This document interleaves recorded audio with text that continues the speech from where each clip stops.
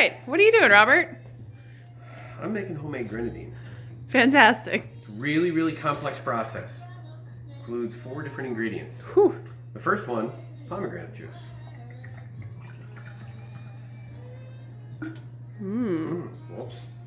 So, take a cup of pomegranate. Ooh. Here's pomegranate. Take some raw sugar.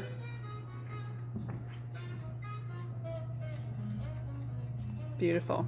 Thank you. Pomegranate juice, not you.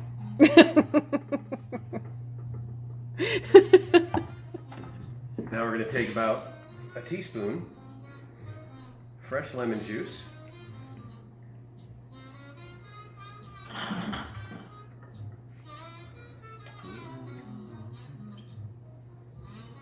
Have we done this before? Maybe once, twice.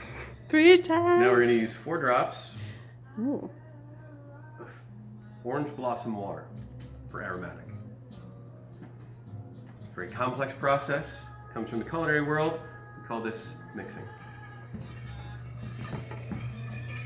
So we're going to cook this over medium heat. We're going to let this go for about 10 minutes.